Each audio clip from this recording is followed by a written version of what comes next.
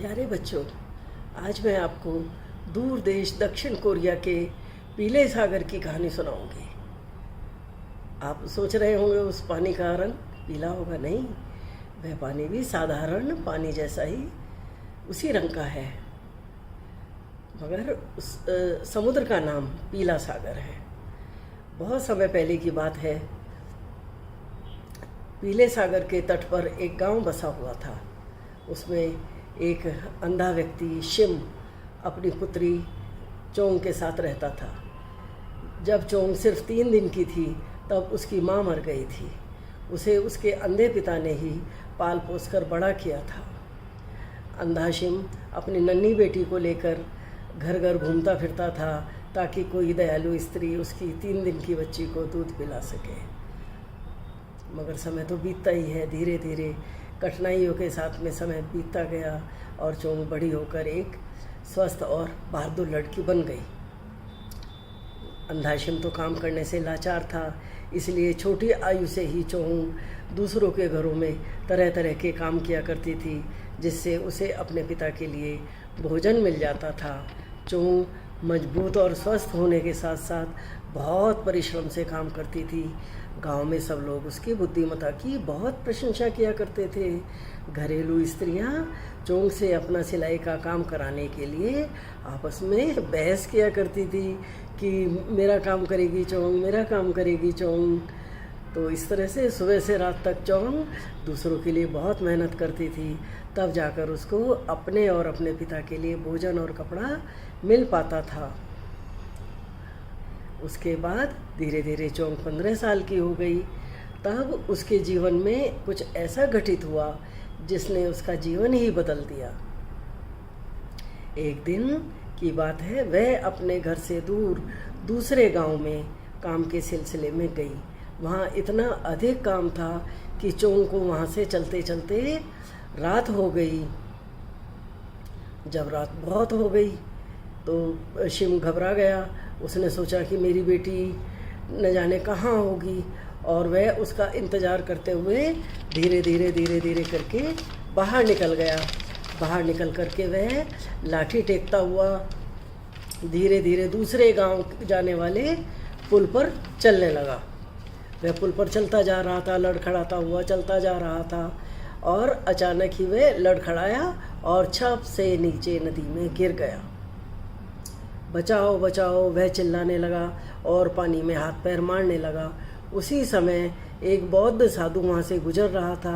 वह नदी के पास दौड़ा और उसने शिम को नदी में से बाहर निकाल लिया। बौद्ध साधु दया करके उसको शिम के घर वापस छोड़कर आया और उसको दवा दी, सब उसकी सेवा की। थोड़ी देर के बाद शिम स्वस्थ हो गया और शिम ने उसे बहुत बहुत धन्यवाद दिया। बौद्ध साधु से कहा कि अगर आप नहीं होते तो मैं कैसे पानी से निकल जाता, और मैं अंधा होने की वजह से इस तरह की दुर्घटनाएं मेरे साथ होती रहती हैं, और मैं अंधेपने की वजह से बहुत लाचार हूँ। साधु को उस पर दया आई।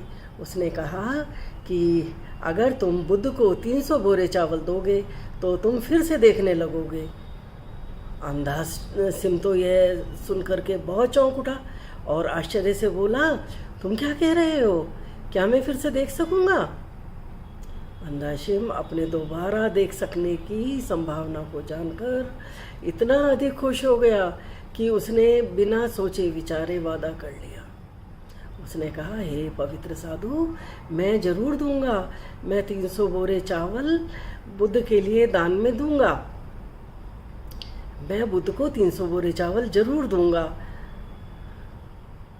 साधु वहाँ से चला गया, और थोड़ी देर बाद जब शिम का उत्साह कम हुआ और उसको अपनी वस्तु स्थिति का ज्ञान हुआ, तब उसने अपने वादे के बारे में सोचा और अपनी वस्तु स्थिति के बारे में सोचा।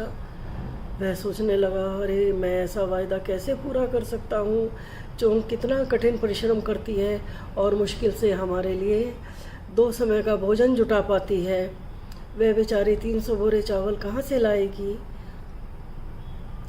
रात में जब शिम बैठा हुआ सोच रहा था, उसी समय चोंग घर पहुंची और उसने अपने पिता को परेशान देखा। उसने पूछा, क्या बात है पिताजी? शिव ने बताया कैसे वह उसके लिए परेशान था, कैसे वह नदी में गिरा, साधु ने उसे बचाया और कैसे उसने दोबारा देख पाने की चाहत में 300 बोरी चावल दान में देने का वादा कर लिया। अब क्या होगा? मैं बुद्ध जी को, भगवान बुद्ध को मैं कैसे 300 बोरे चावल दे पाऊँगा? चोंग ने पिता को ढांढस बंधाते हुए कहा, परेशान मत होइए, मैं कुछ सोचूंगी। वह कई दिनों तक सोचती रही कि इतने बोरे चावल कहाँ से मिल सकते हैं। तब उसने सुना कि कुछ नाविक एक छोटी लड़की को खरीदना चाहते हैं, जिसका समुद्री राजा के लिए बलिदान करके वे अपनी समुद्री यात्रा को सुरक्षित कर सकें। चोंग नाविकों के पास गई और उन्हें अपने पिता के अंधेपन की मजबूरी भरी कहानी सुनाई। उसने कहा कि वह अपने आप को 300 बोरे चावल के बदले बेच देगी, जिससे कि उसके पिता की आंखें ठीक हो जाएं। नाविकों ने ये सब सुना और चोंग की अच्छाइयों से बहुत प्रभावित हुए। उन्होंने कहा, अच्छी लड़की, अब तुम्हें अपने पिता के लिए चिंता करने की बिल्कुल ज़रूरत नहीं है। हम तुम्हें तुम्हारी ज़रूरत के 300 बोरे चावल ज़रूर देंगे और उससे भी अधिक देंगे, ताकि तुम्हारे पिताजी के हर दिन खाने की समस्या भी समाप्त हो जाए। कहकर उन्होंने 300 बोरे चावल और उसके पिता के लिए और कुछ बोरे चावल दे दिए।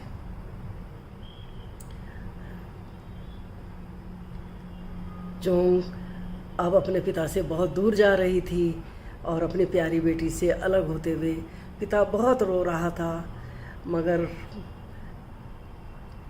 चोंग ने अपने पिता को चुप करने की बहुत कोशिश की, मगर वह जानता था कि अब वह अपनी पुत्री से हमेशा के लिए अलग हो रहा था। वह किसी तरह भी समझ नहीं पा रहा था, मगर चोंग को तो जाना था। वह नाविकों के साथ चल दी। समुद्री तट से चीन जाने के लिए वे लोग एक बड़े जहाज़ पर सवार हो गए। जहाज़ धीरे धीरे आगे बढ़ता जा रहा था, आगे बढ़ता जा रहा था। तो बहुत दिन बाद जब वह समुद्र के बीच में पहुंचा, तो अचानक बहुत तेज़ आंधियां चलने लग गई।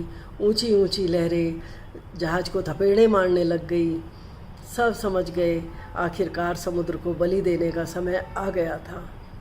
डरे हुए नाविकों ने समुद्री राजा को खुश करने के लिए एक भोजन की मेज को खूब सजाया, उस पर तरह तरह के व्यंजन रखे और वे समुद्र को नमस्कार करके प्रार्थना करते हुए चिल्लाने लगे, कृपया समुद्र के राजा, हम पर दया करो, इन तूफानों से हमें बचाओ, हमें समुद्र के पास उतार दो, हम पर दया करो, हमें हमारे जहाज़ को पार उतार दो।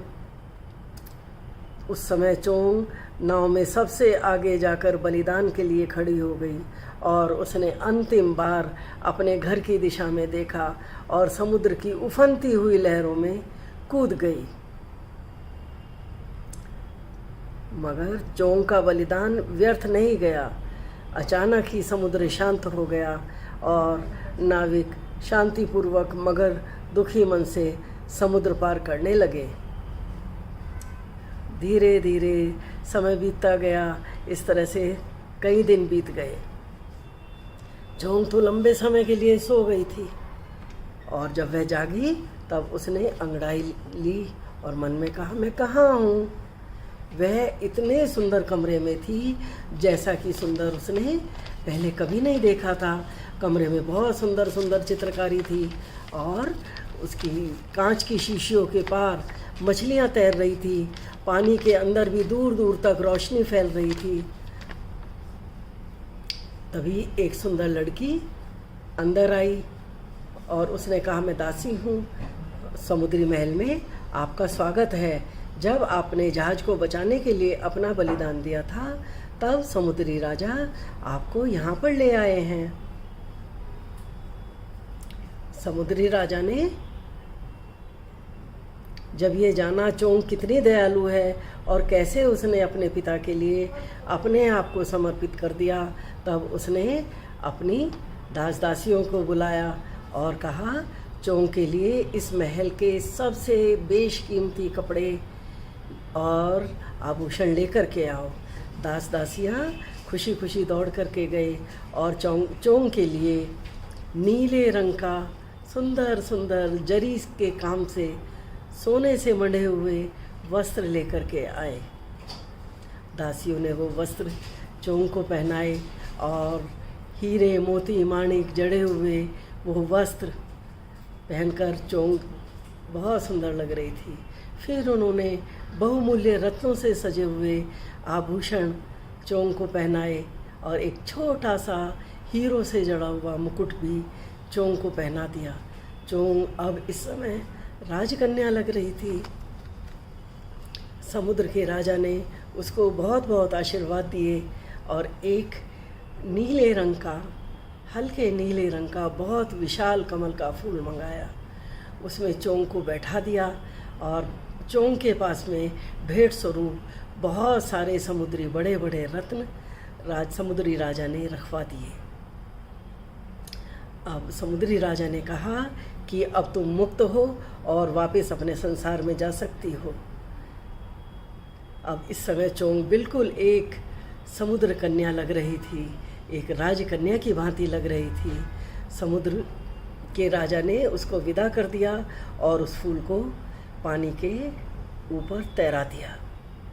फूल धीरे धीरे समुद्र में लहरों पर झूमता हुआ आगे बढ़ता रहा और उसके अंदर चोंग आराम से सोई रही। समुद्र में फूल कई दिन तक तैरता रहा। कुछ मछुआरों ने उस फूल को देखा तो उन्होंने देखा, अरे इतना बड़ा फूल समुद्र में तैर रहा है, इतना सुंदर और अद्भुत फूल, यह जरूर समुद्री राजा ने भेजा है। उन्होंने सब लोगों ने मिलकर फूल को उठाया और फूल को अपनी नाव में रख लिया और राजा को महल में देने के लिए वो उस फूल को लेकर चल दी। वहाँ के राजा को इतना बड़ा कमल एक अद्भुत चमत्कार ही लगा। वहाँ के महल के सब लोग और राजा उस फूल को देखते ही रह गए। इतना विशाल फूल, इस फूल में उन सबको एक अद्भुत आकर्षण लग रहा था। राजा को तो विशेष रूप से वह फूल बहुत आकर्षित कर रहा था। किसी ने इतना बड़ा कमल पहले कभी नहीं देखा था। पूरी रात राजा वहाँ पर बैठा हुआ उस कमल के फूल को ही देखता रहा और उस फूल को देखते देखते पूरी रात बीत गई। जैसे सुबह हुई, सूरज की पहली किरण के साथ उस कमल के फूल की पंखुड़ियाँ धीरे धीरे धीरे धीरे खुलने लगी। राजा उन्हें देखने लगा। उसने देखा उस कमल के फूल में कोई खड़ा हुआ है। एक अद्भुत अंदर से ज्योति निकल रही थी। वह तो चोंग थी। चोंग उस फूल के अंदर खड़ी हुई थी। राजा और महल के लोगों ने उसको देखा। सब आश्चर्यचकित रह गए। राजा को यह कमल सुंदरी इतनी प्यारी लगी। राजा ने उसकी तरफ अपना हाथ बढ़ा दिया और चोंग राजा का हाथ पकड़कर धीरे धीरे धीरे धीरे कमल के फूल से बाहर उतर आई। चोंग को भी वह राजा बहुत अच्छा लगा। राजा ने उसको अपनी रानी बनाने के लिए प्रस्ताव कर दिया और जिसे चोंग ने तुरंत स्वीकार कर लिया। इस तरह से चोंग वहाँ की रानी बन गई और वह उस महल में खुशी खुशी रहने लगी। चोंग के पास अब सब कुछ था, हर इच्छा अनुसार हर प्रकार की चीज़ें थी, मगर वह कभी कभी पीले सागर के किनारे बसे हुए अपने गांव को, अपने घर को, अपने पिता को याद करके उदास हो जाया करती थी। एक दिन राजा ने उसकी उदासी का कारण पूछा तो चोंग छुपा नहीं सकी। उसने अपनी पुराने जीवन के बारे में राजा को सब कुछ बताया और कहा कि मेरे पिता शिम जो अंधे थे और मुझे उनकी बहुत याद आती है। चोंग की दुख भरी कथा सुनने के बाद राजा ने समाधान निकाल लिया। राजा ने कहा, हमारे राज्य में जितने भी बूढ़े और अंधे व्यक्ति हैं उन सब के लिए हम एक महाभोज का आयोजन करेंगे और इस तरह तुम्हारे पिता तुम्हें मिल जाएंगे। आखिर महाभोज का दिन आ गया, महाभोज शुरू हो गया। सब व्यक्ति आ रहे थे, स्वादिष्ट भोजन कर रहे थे और दरबार के संगीतज्ञ उनका मनोरंजन कर रहे थे। दिन बीतते गए, अंधे और बूढ़े व्यक्ति आते गए, भोजन का स्वाद लेते गए, मगर शिव नहीं आया। चोंग तो लगभग निराश हो गई थी, दिन पर दिन बीतते जा रहे थे। आखिर एक दिन वह भी आया जब शिव वहाँ पर आया। वह धीरे धीरे धीरे धीरे पुराने कपड़ों में लड़खड़ाता हुआ अंदर आ रहा था। तो जैसे ही रानी ने उसको देखा, रानी एकदम खुशी के मारे चिल्ला पड़ी, पिताजी, और दौड़कर उसने अपने पिता को पकड़ लिया। शिव को तो कुछ समझ में नहीं आया, ये लड़की कौन है जो उसे पिता कह रही है। उसने पूछा। जब लोगों ने उसे बताया, अरे ये तो रानी है, तो वह और भी हैरान हो गया कि रानी मेरे पास क्यों आई, रानी मुझे पिता क्यों कह रही है। तब चोंग ने कहा, पिताजी ये मैं हूँ, आपकी बेटी चोंग। शिव तो यह सुनकर इतना हैरान हो गया कि उसकी आंखें आश्चर्य से खुली रह गई और खुशी के मारे उसकी आंखों से आंसू बहने लगे। उसने अपनी बेटी को अपने गले से लगा लिया। चोंग भी अपने पिता से लिपट गई और वह चिल्लाया, प्यारी बेटी, तुम्हारा बलिदान व्यर्थ नहीं गया था। मेरी आंखें ठीक हो गई थी, मगर आंखें ठीक होने पर मैं किसे देखता। तुम तो वहाँ मेरे पास नहीं थी, मेरी आंखों से कुछ भी देखने की इच्छा नहीं थी, इसीलिए मैंने रो रो करके अपनी आंखें खराब कर ली थी और आज मैं तुम्हें देख सका। शिव खुशी के मारे चिल्लाया, प्यारी बेटी, आखिर मैं तुम्हें देख सका, इस जन्म में मैं तुम्हें देख सका, मैं अपनी प्यारी बेटी को इस जन्म में दोबारा पा सका, ऐसा मैंने कभी नहीं सोचा था। कहते कहते वह खूब रोने लगा। पिता पुत्री एक दूसरे से लिपट गए। उनका प्यार देखकर सब लोगों की आंखों में आंसू आ गए। उस दिन के बाद से शिव और चोंग कभी अलग नहीं हुए। वह अपनी बेटी के साथ वहीं महल में रहने लगा और पिता और पुत्री खुशी खुशी अपना जीवन व्यतीत करने लगे। प्यारे बच्चों, आपको ये कहानी कैसी लगी? अगर आपको मेरी ये कहानी पसंद आई हो तो लाइक कीजिए, सब्सक्राइब कीजिए और अपने मित्रों को शेयर भी कीजिए। धन्यवाद।